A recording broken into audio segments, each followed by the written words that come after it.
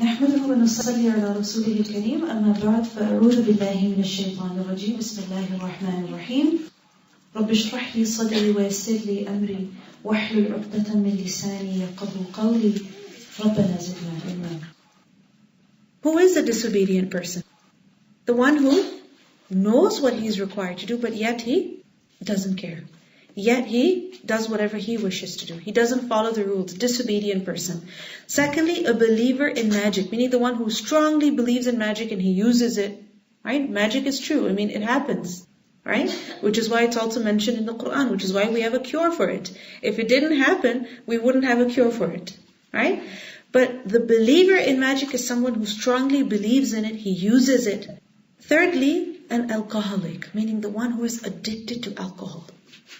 And fourthly, the denier of al-qadr, the one who rejects decree. These people are not going to enter Jannah.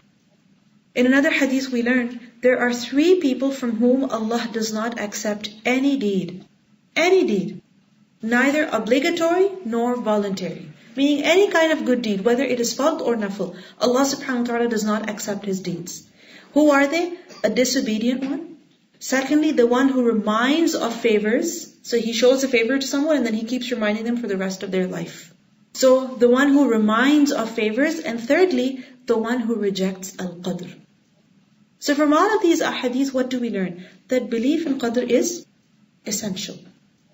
But if I were to ask you right now to explain to me what is decree, would you be able to do that easily? What is al-qadr? If I were to ask you certain questions about al-qadr, or let's say your child asks you, or your non-Muslim neighbor asks you, would you be comfortable in answering those questions? Can you say that, yes, I understand the matter of al-qadr very clearly? I know about it. We see that majority of us have slight confusions about this matter. We don't fully understand it. We have questions. Like, if Allah already decided, decreed from before, then why is it my fault if I commit a sin? Or if there is someone who is destined to go to the hellfire, then what's their fault? Allah subhanahu wa ta'ala is imposing that on him, so why is he going to be punished at the end? We have these questions, and when people ask us, we are in confusion about these matters. Now, one thing I'd like to clarify before, inshallah, we start answering these questions, is that al-qadr is a part of Iman, right? And this is something that we must believe in, whether we fully understand it or we don't understand it. Alright? Whether it makes sense to us or it does not make sense to us. You know, this is just like when we're studying something, there are certain matters which we come across and we don't really get it completely. But what do we do? What do we say? That yes, you know what, this is how it's supposed to be, so you have to accept it. I remember when I was little, I could not understand why the year 1990 something was called the 20th century. I remember I had a long argument with my mother and she kept explaining to me because of this. I said, but why? It's 1990 this. Why is it 20th century? Right? So this is something that I could not comprehend. But eventually I said, whether I understand it or not, it's a fact. Right? And there are many things in life that are like this. We don't fully understand them. Children, they ask us questions and we tell them, you'll understand when you grow up, inshallah. Right? Or we tell ourselves, hopefully when I'm done with this degree of mine or when I'm done this grade, then I will understand it. Until then, I will just accept that this is how it works. Right? Until then, I will just accept it. So I want you to approach al-qadr in the same way. If you understand it fully, mashallah, tabarakallah. And if you don't understand it, then what are we going to do? We're just going to accept it. We're just going to accept that I have a small brain inside my small head, and this world is really too big to fit in my head. Really it is. I cannot understand everything. I have a limited capacity. And yes, we pray to Allah subhanahu wa ta'ala to make this matter more clear to us, to help us understand this better. But to start with, let's begin with this yaqeen that yes, al-qadr is haqq. It is true. Allah has said it, His Messenger has said it, so I accept it. And with regards to this matter, there is a beautiful piece of advice from one of the companions. We learned that once a man, he went to Ubay ibn Ka'b, and he said, I am confused about Al-Qadr. So tell me something by means of which Allah may remove this confusion from my mind. Please tell me something so that I don't have this confusion anymore. I can understand this better. So Ubay ibn Ka'b, he replied, were Allah to punish everyone in the heavens and the earth, He would do so without being unjust to them. Because the reality is that everyone in the heavens and the earth, all the creation, think about all the human beings. Are we not disobedient? Yes. And if Allah were to punish us, He would be absolutely fair in doing that. And if He were to show mercy to them, then His mercy would be much better than their actions merited. If Allah were to show kindness towards all of His creation, then it doesn't mean that that creation deserves that mercy. His mercy is greater than the actions of the servants. He said, were you to spend in support of Allah's cause an amount of gold equivalent to Uhud? If you were to spend how much gold?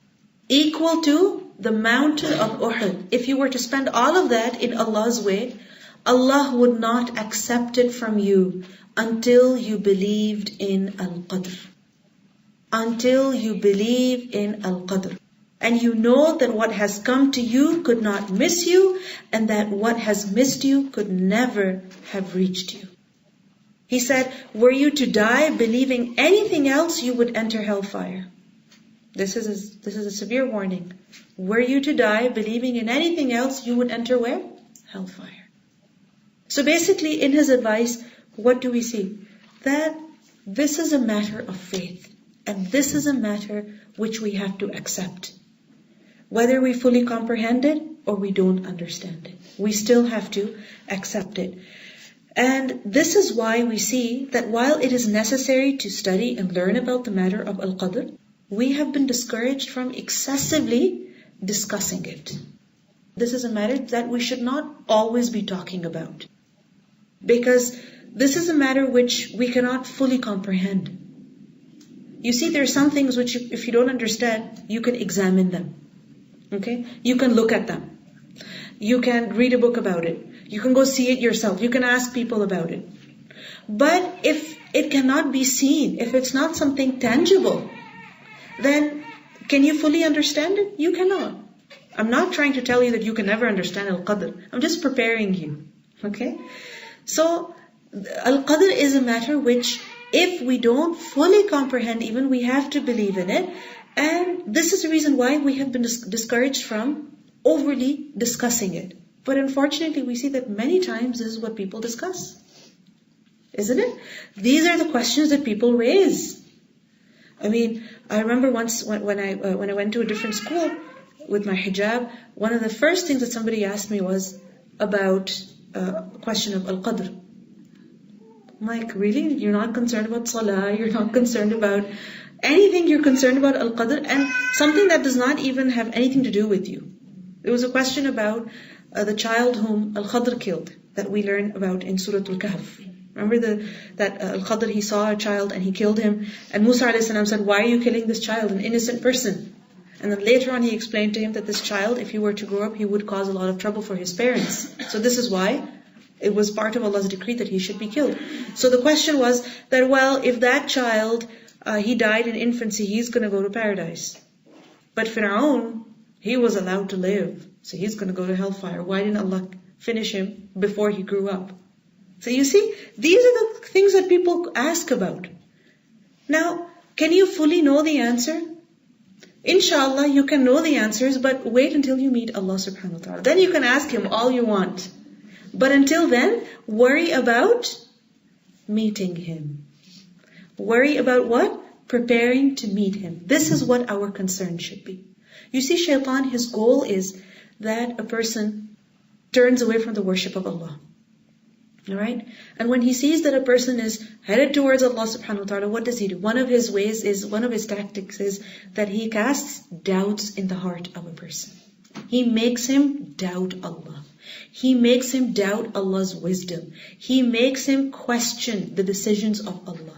He makes him have this mistrust in Allah subhanahu wa ta'ala. Like, Adam a.s., he was in Jannah. He could have everything. Iblis went to Adam a.s. and said, you know this tree? The only reason why Allah forbade you from eating from this is so that you don't become an angel. And so that you don't live for eternity. Imagine. Allah subhanahu wa ta'ala gave so much to Adam a.s. and what did Iblis make him think? Allah does not want you to become better. Allah does not want you to remain eternal. So eat of this tree and you will be eternal here. You can live in Jannah forever and everything will be fine. And this is what shaitan makes us do as well. Think negatively about Allah subhanahu wa ta'ala. So what is necessary? That we believe in al-qadr, we study it, we try to understand it, but where our intellect reaches its limit, we accept. This is why the Prophet ﷺ said, إِذَا ذُكِرَ أَصْحَابِي فَأَمْسِكُوا. When my companions will be mentioned, then stop right there. Meaning, then stop. Then don't start, talking against my companions. Because you can't exactly go back in time and ask Abu Bakr why he did something, and ask Ali radiallahu anhu why he decided something. You can't do that. So, what is the guidance that he left us with? فَأَمْسِكُوا. Then just stop there. وَإِذَا ذُكِرَ النُّجُومُ فَأَمْسِكُوا. When the stars are mentioned, then again, stop right there. Meaning, when the stars, in the sense that how they can have an effect on a person's life, horoscope and all of these things. So, stop right there. Don't delve into this too much. And likewise, وَإِذَا ذُكِرَ الْقَدَرُ فَأَمْسِكُوا. When qadr is mentioned, then stop right there. As soon as you reach a point where you feel it's beyond your comprehension, then just stop and say, سَمِعْنَا وَأَطَعْنَا. آمَنَّا وَصَدَّقْنَا. We believe and we affirm, without any doubt. But this doesn't mean that we don't look into the matter of al-qadr at all, because this is a part of our faith. It's one of the 6 pillars of faith. And it has major implications in our life. So it is necessary that we do understand it to some extent. Whatever our capacity is, we must try to understand it, inshallah. There is a hadith in which the Prophet ﷺ said, this is a hadith in Musnad Ahmad, that there is a reality to everything. There is a reality to everything. Meaning, you reach a point where you experience it. And a servant cannot attain the reality of Iman.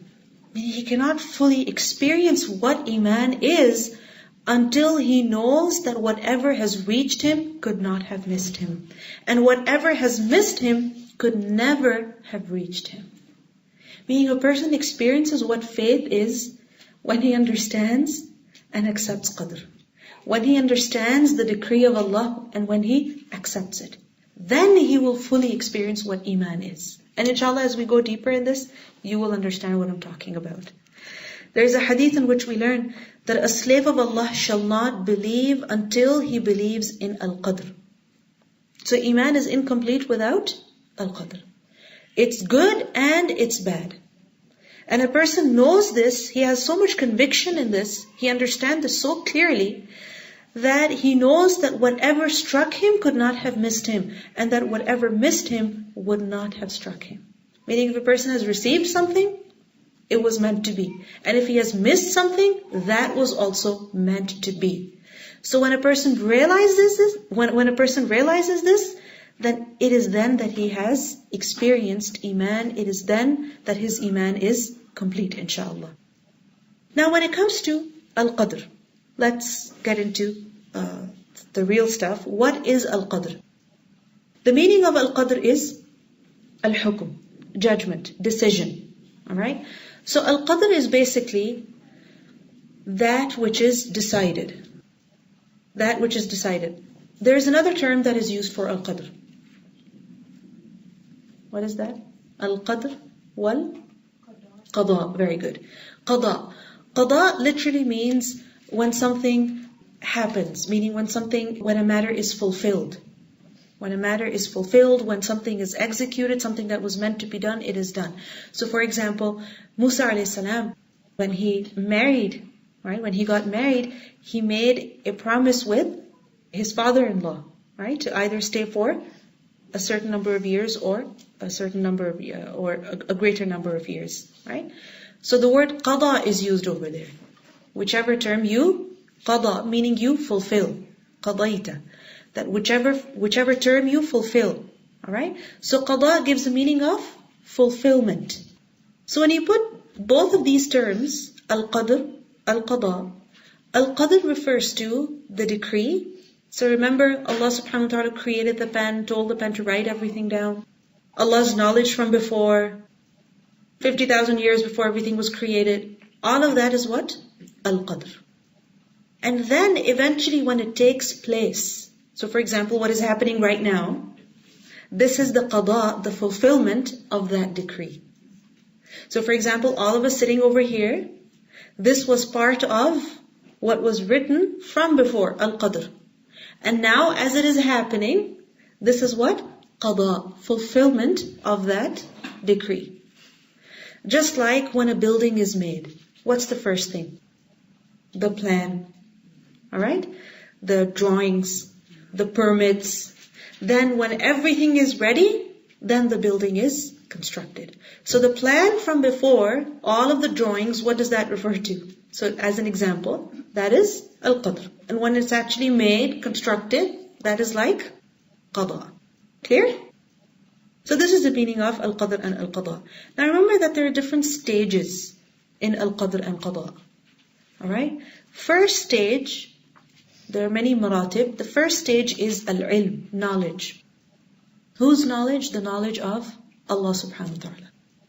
And remember that Allah subhanahu wa ta'ala's knowledge is absolute and it is complete. We look at something, okay, how? That we only see what is happening before us. And Allah subhanahu wa ta'ala, He sees what? All. He knows what? Everything. The before, the present, and the future. Alright? We as human beings are restricted to time, to space. Aren't we? Because we're human beings. If we are present at one time at a particular place, we can't be, elsewhere. Right? And we are in the now. We cannot go back in the past. Right? We cannot fast forward to future. So we cannot fast forward to future, so we cannot know what's going to happen in the future either. We cannot go back in time and see what happened before. Alright? This is just like if there is, let's say there's, like when you have your pictures and when you upload them on your computer, right? Then when you open them in a file, you see all of them as small tiles, okay, spread out in a big window. Alright? Then you have one image. You can see all of them. Alright? You can see like 20 of them at once. And you know that which one was taken first and which one comes next. Alright? But if you click on one image, then what do you see? Only that image. Alright? We human beings are limited in our abilities, and that is why we only know what is present, what is in front of us, what is going on in our lives. Allah subhanahu wa ta'ala is not limited in His knowledge. Alright? His knowledge is absolute, it is complete, it includes everything. It is ash-shamil, it is al-kamil. It is ash-shamil meaning it includes everything. It is al-kamil meaning it is complete. There is nothing that is missing from His knowledge. هُوَ اللَّهُ الَّذِي لَا إِلَهَ إِلَّا هُ عَالِمُ الْغَيْبِ وَالشَّهَادَةِ. He is the knower of the unseen and also the witnessed. Meaning He knows what is happening and He also knows what is not happening. He knows the present, He knows the past, He knows the future. He knows what is going on, what we are saying by our mouths, and He knows what we are saying in our hearts. There's a conversation that is taking place on our tongues. And there is a conversation that is taking place in our heart. Right? وَمَا أَخْفَى. And that which is even more hidden. Allah subhanahu wa ta'ala knows about everything. Everything. So Allah's ilm, knowledge, this is the first pillar. This is the first pillar of al-qada wal-qadr. And remember that Allah's knowledge is complete, so it includes the knowledge of what is going to happen in the future. Now when we believe in decree, we believe that if something is taking place right now, Allah knew about it from before. Isn't that so? We believe in that. Many people misunderstand this and they say, well, Allah knew from before, so why is it my fault? Why am I held responsible? Allah knew from before, why is it my fault? What it means by Allah subhanahu wa ta'ala knows from before is that He was aware that you were going to do this. Not that He forced you to do this. You understand? Not that He forced us to do this. Now, I'm a mother and I can tell that if there is food, what is it that my child is going to eat? Okay?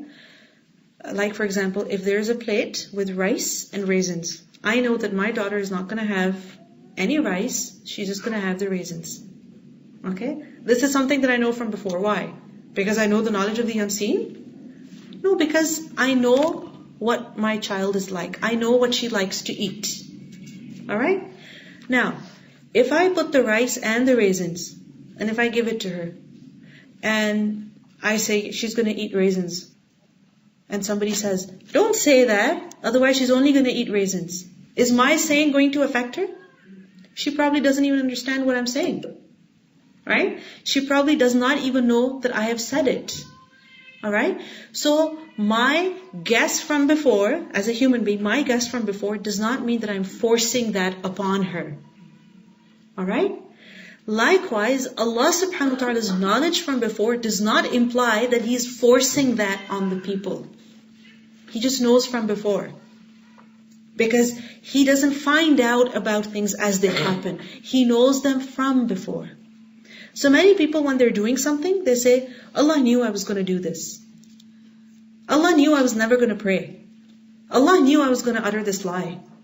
Allah knew I was going to do this wrong action today, so it's not my fault. No. It is our responsibility. He knows from before. He didn't force it upon you. He didn't force it upon us. He just knew from before. This is just like another example I can give you is, you are on a bridge. Alright? And there's a road that goes from underneath. And you see that there's a car coming in the wrong direction, from the opposite direction. It's going against traffic. And you see on the other side, there's trucks coming this way. You know that a collision is going to take place. Why? Why do you know? Because you can see from above what is happening. So even before the collision has taken place, what do you start doing? You start screaming. Isn't it? The collision hasn't taken place yet. You haven't heard it. But what do? As you see the car is coming, you start screaming. Like many times it happens that you see an accident happening, before even it has happened, you start screaming. Because you know it's going to happen.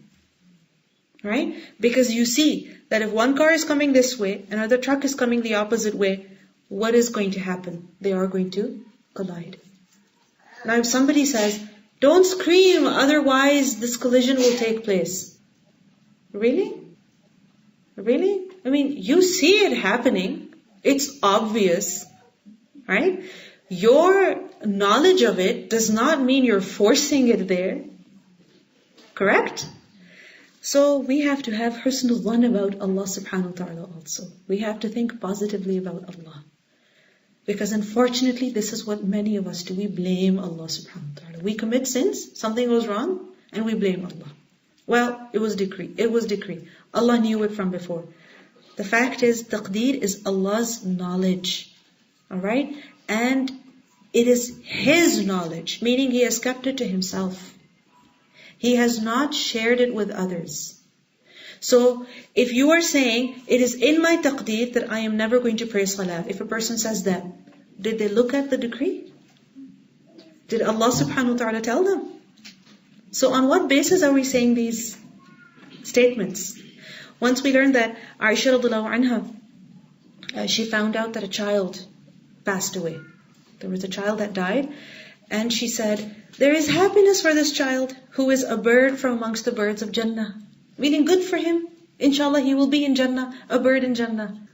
The Prophet ﷺ, he said, don't you know that Allah created the paradise and He created the hellfire? And some people are going to make it a Jannah and some people are going to make it a hellfire. Meaning only Allah knows who is going to Jannah and who is going to hellfire. How could you say, just by yourself, that this child is going to be a bird of Jannah? Allah knows that if that child were to grow up, what kind of actions he was going to do. Allah knows. Only He knows. So we are no ones to pass such judgments or such comments on Allah's decree. We learned that once the Prophet ﷺ was asked about the children of the mushrikeen who die in infancy or in young age, and the Prophet ﷺ replied, Allah is most knowing of what they would do. Meaning if these children were to grow up, what they would do, Allah knows about that. We don't know. So we should not pass any kind of judgments about other people. So divine decree is whose knowledge? Allah subhanahu wa ta'ala's knowledge. And this ilm is the first pillar, is the first stage, the first level of al-qadr. The second is al-kitaba. After ilm is kitaba. What is kitaba? Writing. Meaning Allah knew from before, because His knowledge is not limited, but He had everything written down. He had everything recorded. In the Quran we learn that not a leaf falls, there's nothing fresh or dry, except that it is in a clear record. Meaning every detail of this universe, what is going to happen, what sound, what movement, what color, what size, everything, every detail, where is it recorded? In a record. What's the name of that record? Quran is the book that Allah revealed for the guidance of people. Right? This is a lawhul mahfuz, where the detail of everything is written. So for example, what time you woke up this morning, what you ate or didn't eat, what time you left, everything, what you saw, how many times you blinked your eyes, how many times you breathed, okay? Everything, every detail is recorded where? In al-lawhul mahfuz. In Surah Yasin, ayah number 12 also, there is an ayah about the lawhul mahfuz. Can anyone remember? وَكُلَّ شَيْءٍ أَحْصَيْنَاهُ فِي إِمَامٍ مُبِينٍ. And everything we have enumerated it, we have recorded it in the clear record. The Prophet ﷺ said, Allah inscribed the decree of the entire creation 50,000 years before He created the heavens and the earth. 50,000 years. What does it show to us? The perfection of Allah's knowledge. Just imagine how complete and absolute is His knowledge that He knew about it 50,000 years before. This realization itself should make us surrender before Allah. That what am I before Allah? I am nothing. So who am I to question His wisdom and His authority? I'm nothing. His knowledge is so complete, so perfect. His ability, so perfect. And what am I? Just a small creature. Just a small creature. Then the third pillar of faith of al-qadr is al-irada wal-mashiyah. Will. Whose will? Allah subhanahu wa ta'ala's will. Which is that we believe that everything that takes place happens when? When Allah subhanahu wa ta'ala allows it to happen. When Allah wills that it should take place. So, first of all, Allah knew from before. Second, He had everything written. Third, when He wills that something should happen, only then it takes place. Not before that and not after that. So basically, what does this imply? That everything that takes place, whether good or bad, happens when? Happens when? When Allah allows it to happen. If Allah does not allow us to get up one day, can we get up? No.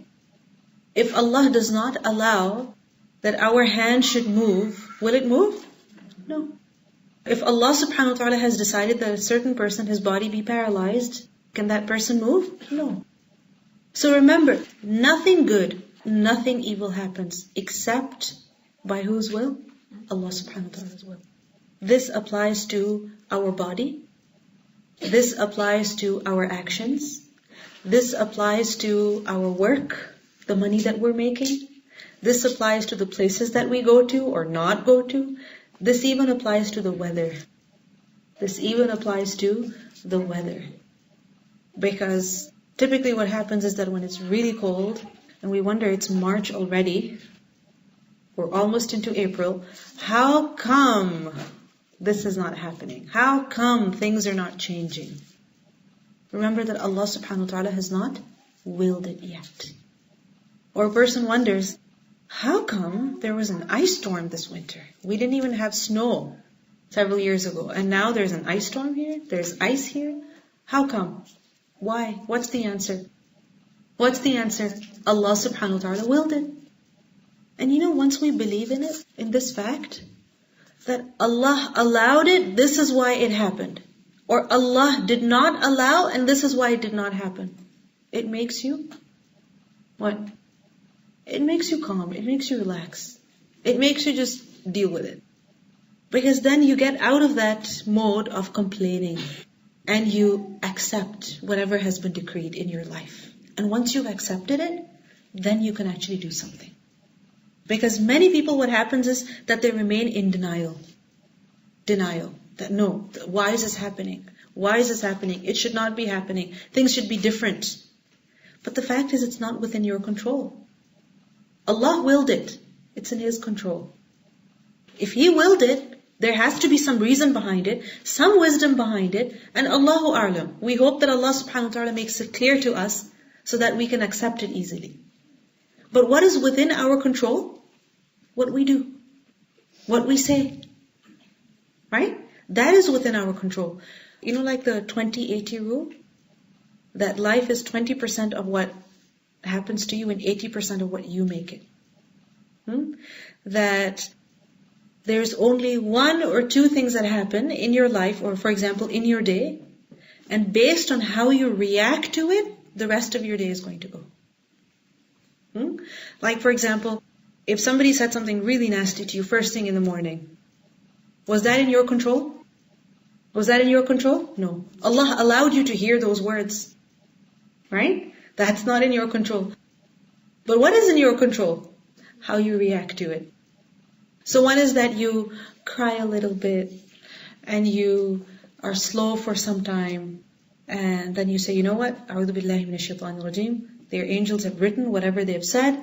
Allah is a witness and Allah knows. So I hope that Allah subhanahu wa ta'ala will establish justice. Alright?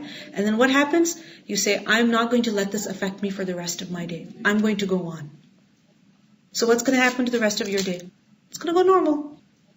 But if the whole day you keep thinking about what that person said to you, and why they said, and what they want, and what you think they're going to say next, and what you think they're going to do next, then are you going to be able to do anything in your day? No. You're going to be sad, you're going to be upset, you're going to be down. Right? So remember that everything that happens with the will of Allah. And if Allah allowed something should happen to you, there must be some khair in that.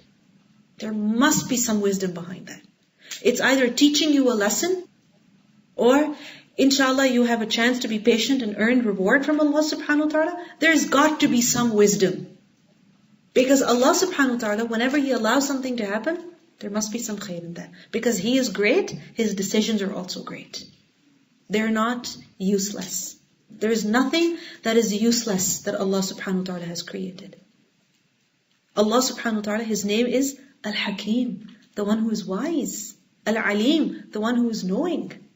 So if He willed it, there must be some wisdom behind that. Now one question. What about our will? Do we have will? Do we have free will? Or is it that Allah subhanahu wa ta'ala allows and then we do something, or Allah subhanahu wa ta'ala does not allow and then we don't do something, so we basically have no choice? What's the case? Do we have a choice? Yes, we have a choice. With regards to what? What we can do.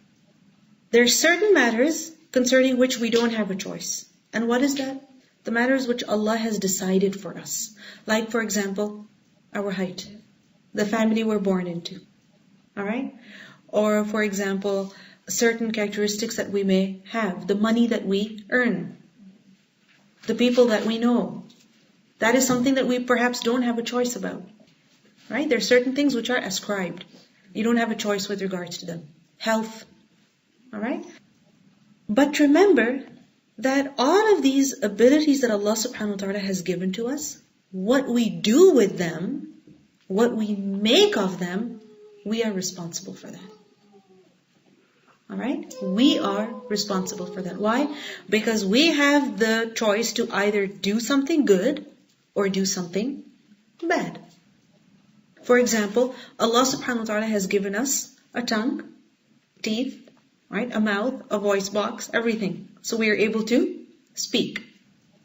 Now, do you have a choice with regards to the size of your tongue? No. The particular, details of your teeth? No. I mean, you may have choice with regards to arranging them more neatly perhaps, but not more than that. Alright? So, you don't have a choice with regards to that. But you have a choice with regards to what you say with your mouths. Isn't it? A person has a loud voice. They can give the adhan really loudly, or they can yell at someone and scare them. They have that choice, right? So Allah subhanahu wa ta'ala has given us the abilities and He's given us the choice of using these abilities in whatever way we want. And this is what the test of life is about. الَّذِي خَلَقَ الْمَوْتَ وَالْحَيَاةَ لِيَبْلُوَكُمْ أَيُّكُمْ أَحْسَنُ عَمَلًا. He's testing which of you are good in amal, in action. Whose amal is good? Whose amal is better? What does he do with the things that he has? What does he do with the time that Allah subhanahu wa ta'ala has given him? The people that he knows. Right? The place that he lives in. So, and we see that Allah subhanahu wa ta'ala tests people through khair and also through shar. Through good and also through evil. Alright? So, we do have will, meaning free will, and we are responsible for that. There's an example that I heard in one of the classes and it really made a lot of sense to me, which is that if a person buys a gun, alright, and that gun, it's been manufactured by a certain company. So it was made by who? By the manufacturers. Alright?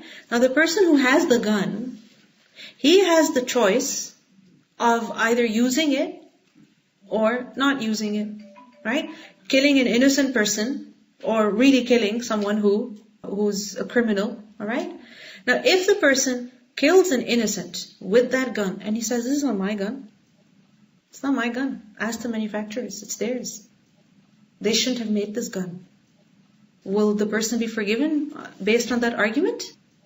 Will he be allowed to go based on that argument? No. He's not allowed to go. Why? Because you purchased the gun, you were made to sign, and you were told about the laws, right? And you were made responsible of using this gun properly. You misused it. So therefore you are responsible. You were made aware, but yet you misused it. So you are responsible. Likewise, Allah subhanahu wa ta'ala has given us many abilities. He puts us in many situations, and He's also given us a heart, a mind that tells us what is right, what is wrong. Right? He's also revealed the Sharia, which tells us what is right, what is wrong. And then Allah subhanahu wa ta'ala has surrounded us with people also that tell us this is right, this is wrong. Sometimes little children will tell you. Isn't it? Little children will tell you sometimes. Like for instance, as soon as you end your prayer, sometimes your children will ask you, what about your sunnah? What about your sunnah, mama? Aren't you going to say that? Because children see that after salah, the mother says her sunnah. So if one day, after asr, she's not saying her sunnah, they're curious. Why isn't my mom saying her sunnah? Right? So anyway, even children will tell you, this is right, this is wrong. So in this situation, if a person still decides to disobey Allah, then is he not responsible? Yes, he is responsible. One more question about Allah's will. Many people, they think that if Allah subhanahu wa ta'ala has allowed something to happen, He willed it, then that means He likes it. It should have happened.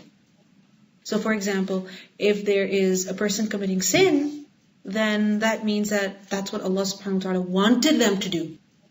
So they say, look, I'm actually obeying God. I'm committing a sin, but I'm actually obeying God. This is what Allah wants me to do. Because if Allah did not want me to do it, my hand should have frozen. I should have been killed instantly. The earth should have split open and I should have been finished. But if Allah is letting me do it, that means this is what I'm supposed to do. I feel so happy, right, while I'm doing this, and I think this is what is meant for me, this is what I'm supposed to do because God is letting me do it. And sometimes we think of other people like this also. that if they're so happy, then they must be doing it right. If they're so happy with the lifestyle that they're living, then they must be doing it right. Because if things are working out for them, that means Allah is helping them. And if Allah is helping them, that means they must be right. And we see Muslims, people who stay away from riba and who try to wear hijab, and look, they're hardly get a good job. They're struggling so much financially, and they're having problems with marriage also. Since she started wearing hijab, she cannot find any person to get married to. Right? This is what people say. The more you follow the law of Allah, the more difficult your life is becoming. So clearly, that's not something that Allah wants you to do. This is what they say. And you will hear such kind of comments from people in general. What's the answer to that?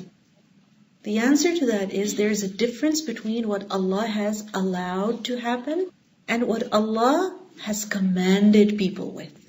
There are two things. One is Allah's will, and the second is Allah's command. And there's a difference between that. Allah's will, what He allows to take place, could be good, could be bad.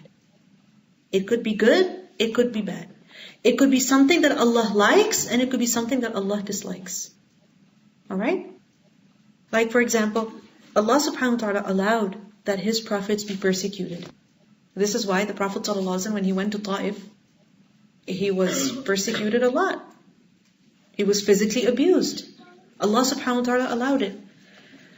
But do we say that that is what Allah likes? That is what Allah liked, that His prophet should be abused? No. But Allah subhanahu wa ta'ala let that happen. It doesn't mean that He liked it, He approved of it, but He let it happen. Why did He let it happen? Because Allah subhanahu wa ta'ala has given choice to people, freedom to people. Either they support the Prophet ﷺ or they oppose him. This freedom has been granted to the people. Right? And likewise, there was hikmah in that. If Allah subhanahu wa ta'ala let the people persecute the Prophet ﷺ, there was some wisdom behind that. It helped the Prophet ﷺ draw even closer to Allah. Isn't it? It made him more firm upon his mission. It elevated his darajat. Right? It gives us an example for us to follow. That if we are suffering from hardship in the way of Allah subhanahu wa ta'ala, that's nothing compared to what the Prophet ﷺ went through. Alright? So the first thing is what Allah subhanahu wa ta'ala has allowed to take place. It could be something good, it could be something bad. It could be what Allah likes, and it could also be something that Allah does not like. But Allah has given freedom to people. And the second is that which Allah subhanahu wa ta'ala has commanded, what He has legislated, which Allah subhanahu wa ta'ala has revealed upon His messenger. He has commanded that the people must do. Now that, does Allah subhanahu wa ta'ala like it? Does He? So for example, in the Quran, Allah subhanahu wa ta'ala says, وَقَضَى رَبُّكَ أَلَّا تَعْبُدُوا إِلَّا إِيَّهِ. And your Lord has decreed that you must not worship anyone but Him. So Allah has commanded us that we worship who? Only Allah. So if a person worships only Allah, does Allah like that? Does He? Yes. And if a person worships other than Allah, does Allah approve of that? No. He doesn't like that, because in the Quran there are many texts that clarify that. So there is a difference between what Allah allows and what Allah commands. What Allah commands, what He orders, what He tells us to do, what He has revealed upon His messengers, that is what He loves people to do. And what Allah allows may happen, okay, it could be good and it could also be bad. And there is some wisdom behind that.